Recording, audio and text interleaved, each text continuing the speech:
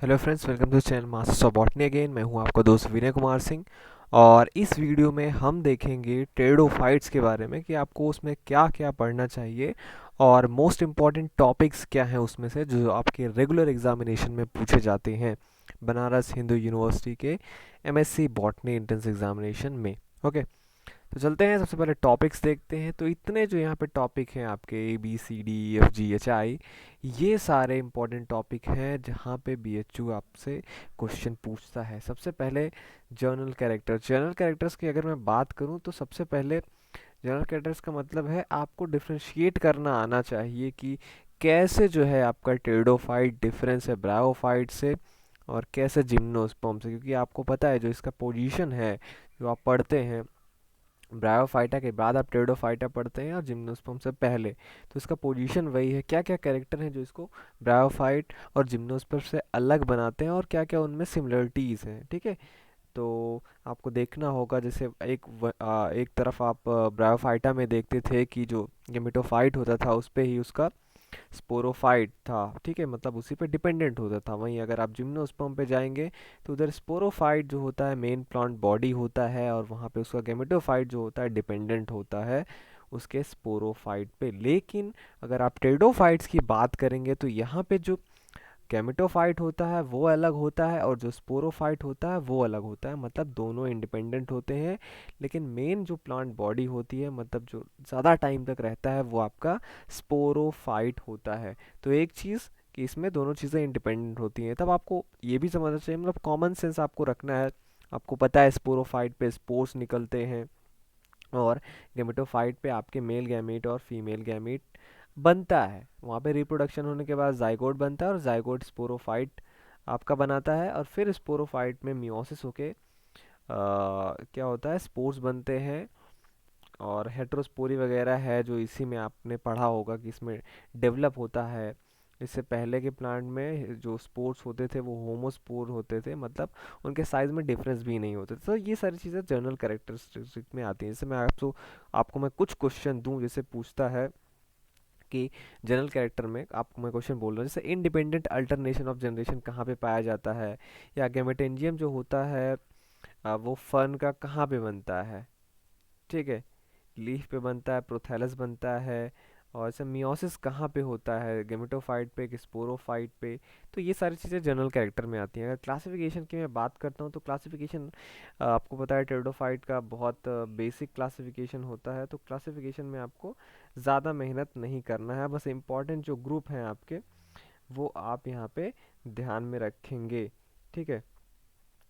जैसे आपसे पूछ ले साइलोप्सिडा क्या है, लाइकोप्सिडा क्या है, फिलिकोप्सिडा क्या है, ठीक। अब स्टीलर सिस्टम पे आते हैं, जो इसका मेन पॉइंट है। एक तो जनरल कैरेक्टर से ज़्यादा क्वेश्चन पूछता है, फिर स्टीलर सिस्टम से भी, ठीक। वैसे मैंने डिस्ट्रीब्यूशन मैप भी बनाया है कहाँ कहाँ से इन टॉपिक्स में भी कौन कौन से ज़्यादा सबसे ज़्यादा इंपॉर्टेंट टॉपिक है। स्टीलर सिस्टम मैंने आपको पढ़ाया है, ठीक है।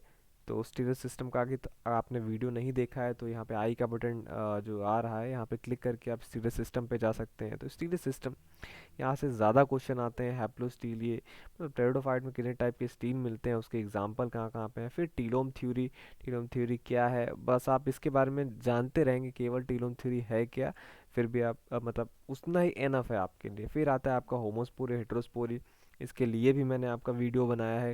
होमोस्पोरी हेट्रोस्पोरी है क्या, उसका वीडियो अगर आपने नहीं देखा है तो यहाँ पे आई का बटन क्लिक करके उस पर जा सकते हैं, ठीक है। फिर यूस्पोरेंजिएट और लेप्टोस्पोरेंजिएट मैंने आपको बताया था क्या चीज़ होता है, उसको याद करने का दोनों दोनों का ट्रिक मैंने बताया है। होमोस्पोरी हेट्रोस्पोरी का ट्रिक भी मैंने बताया इसके पहले जो मैंने आपको लिंक दिया, और यूस्पोरेंजिएट और लेप्टोस्पोरेंजिएट का भी मैंने आपको एग्जांपल और उसको याद करने का तरीका बताया। अगर इसका भी आपने वीडियो नहीं देखा है तो यहाँ पे क्लिक करके, ये जो लिंक आया है यहाँ पे क्लिक करके आप उस पर जा सकते हैं। फिर आता है आपका कॉमन नेम। कॉमन नेम्स में जैसे होमोस्पोरी हेट्रोस्पोरी है, ये है क्या ये आपको जानना है। यूस्पोरी लेप्टोस्पोरेंज है क्या ये आपको जानना है, और किस में होता है यही पूछा भी जाता है, तो आपको वो वीडियो में मिल जाएगा। अगर मैं बात करूँ कॉमन नेम का, तो कॉमन नेम भी आपको पता होने चाहिए क्योंकि पूछता है कॉमन नेम भी। जैसे अगर मैं बात करूँ, जैसे पूछ लेता है एक्वेटिक फॉन किसे बोलते हैं, आपको पता है एजोला को बोला जाता है। वाकिंग फॉन किसे बोलते हैं, तो एडियंटम कार्डेटम को बोला जाता है। मेडन हेयर फॉन जैसे एडियंटम को ही बोला जाता है। क्विल वर्ड कॉमन नेम होता है आयुसोइड्स का। हॉर्स टेल बोलते हैं इक्विसीटम को, विस्क फर्न बोलते हैं साइलोटम को, क्लब मॉस बोलते हैं लाइकोपोडियम को, लिटिल क्लब मॉस या स्पाइक मॉस बोलते हैं सेलाजिनेला को। तो ये सारे कॉमन नेम्स हैं, ये भी आपको आने चाहिए। और अब बात करते हैं मेंबर्स का। तो मेंबर्स में ये सारे जो मेंबर्स हैं इनमें कुछ कुछ यूनिक फीचर होता है जो एग्ज़ाम में पूछा जाता है, वो आपको याद रखना है। जैसे राइनिया आपका फॉसिल प्लांट है, उसके बाद इक्विसीटम आता है, ड्रायोप्टेरिस है, जोला है, सेलाजिनेला है, मार्सिलिया है, साल्विनिया है। इन सबसे लगातार क्वेश्चन पूछे जाते रहे हैं। इनमें कुछ ना कुछ यूनिक कैरेक्टर होता है उसके लिए। ठीक है, जैसे एजोला है आपका इकोनॉमिक इंपॉर्टेंस इसका बहुत है। सेलाजिनेला में कहीं पूछता है ट्यूबरकुली कहाँ पे है, ये सारी चीज़ें। रिस्करिशन प्लांट एक होता है, वो भी सेलाजिनेला ही है आपका। और कुछ एक्स्ट्रा भी चीज़ें पूछता है, जैसे सबसे ज़्यादा क्रोमोसोम नंबर आपका ऑफियोग्लासम में पाया जाता है। ठीक है, वो चीज़ हो गया। 2019 के क्वेश्चन पेपर में करीब 6-7 क्वेश्चन आए थे इससे, टेरिडोफाइट से। और एक क्वेश्चन आप लास्ट वाला, when pteridophytes came into existence on earth, मतलब कब वो आए अर्थ पे, कौन सा पीरियड था उस समय। ठीक है, और कब ये डोमिनेट हुए। जैसे टेरिडोफाइट की अगर मैं बात करूँ वो कब आए, तो वो था डेवोनियन पीरियड और पेलियोजोइक एरा का। और फिर वो डोमिनेट कब किया उन्होंने, कार्बोनीफेरस पीरियड में। वही एरा सेम है, पेलियोजोइक। तो ये सारी चीज़ें हैं। अब हम मैप देखते हैं। ये सारे टॉपिक्स मोस्ट इम्पॉर्टेंट टॉपिक्स हैं। अब इनमें भी सबसे ज़्यादा क्वेश्चन कहाँ से पूछा गया है वो आपको पता चलेगा इस मैप से। इस मैप में जो सबसे बड़ा पार्ट है, ठीक है, ये अलग अलग इसी टॉपिक्स को हमने डिवाइड किया है, कितने ज़्यादा क्वेश्चन उससे पूछे जाते हैं उसके नंबर के बेसिस पे। तो आप देखेंगे ये जो येलो वाला ब्लॉक है इस पाई चार्ट का, यहाँ पे क्या है, इंपॉर्टेंट मेंबर्स ऑफ टेरिडोफाइट्स, मतलब जो मैंने आपको यहाँ पे मेंबर बताए हैं, Rhynia, Equisetum, Dryopteris, Azolla, Selaginella, Marsilea और साल्विनिया का, ये सब यहाँ से इम्पोर्टेंट है। मतलब मेंबर से हमेशा क्वेश्चन पूछे जाते रहे हैं। ठीक है, तो आप हमेशा इसको याद रखेंगे। मेंबर बेस्ड क्वेश्चन अगर मैं आपको बता सकूं, तो मेंबर बेस्ड क्वेश्चन का मैं एग्जांपल भी आपको मैं दे देता हूँ। जैसे ड्रायोप्टेरिस है, पूछता है उसमें क्वेश्चन आता है, kidney shaped soral covering of dryopteris is known as. Neck canal cell कितना होता है ड्रायोप्टेरिस में। अगर एक्यूसीटम की बात करूँ तो उसमें एक क्वेश्चन आता है कि वेलिकुलर और कार्नियल कैनाल इसमें होता है, वो पूछा जाता है। जोला तो मान लीजिए पूछता है कि जो स्पर्म होता है वो कैसा होता है, मल्टीफ्लैजलेट, क्वाइललेस स्टेट ऐसा होता है। सेलाजिनेला में जैसे हो गया तो वहाँ पे लिग्यूल किस प्लांट में मिलता है, ट्रेबुलकुरी किस प्लांट में मिलता है। मार्सिलिया में अगर मैं बात करूँ तो स्पोरोकार्प जैसे एक स्ट्रक्चर है, वहाँ पे एक जिलेटिनस रिंग पाया जाता है, वो इम्पोर्टेंट है। ठीक है, और इक्विसीटम को तो मैंने बताया आपको। राइनिया से फॉसिल प्लांट है, पूछता है कि इसमें से कौन सा फॉसिल प्लांट है। इंडोडर्मिस कहाँ पे नहीं मिलता है, तो राइनिया में इंडोडर्मिस वगैरह नहीं पाया जाता है। तो ये सारी चीज़ें हो गई, तो इसलिए इसके मेंबर सबसे ज़्यादा इंपॉर्टेंट है।